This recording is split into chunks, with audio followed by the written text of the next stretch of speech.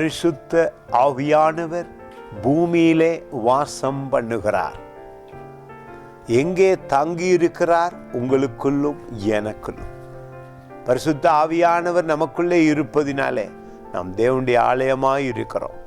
பாருங்கள், இந்த வசனம் சொல்லுகிறது 85வது சங்கீதத்திலே 13வது வசனம், நீதி அவருக்கு முன்பாக சென்று.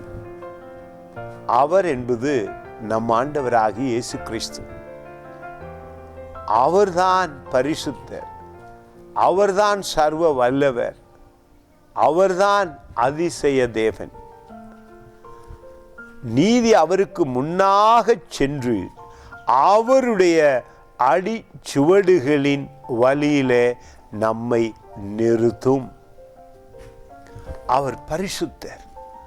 அவரால் தான் நாங்கள் நீதிமானாய் மாற்றப்பட்டிருக்கிறோம்.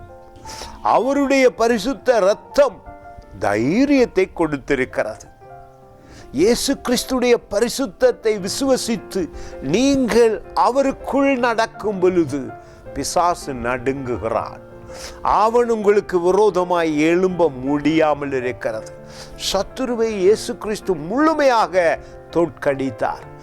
உங்களுக்கும் எனக்கும் அந்த அதிகாரம் உண்டாகிறது. எப்பொழுது? வேத வார்த்தைக்குள்ளாக நாம் நீதிமானாய் ஆக்கப்பட்டோம்.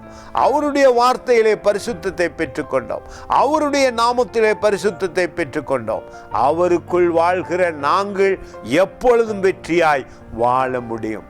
எனவே இயேசு கிறிஸ்து உங்களுக்குள்ளே வாசம் பண்ணுகிறார் என்றாலே அந்த பரிசுத்தர் உங்களை நேசித்தார் என்று அர்த்தம்.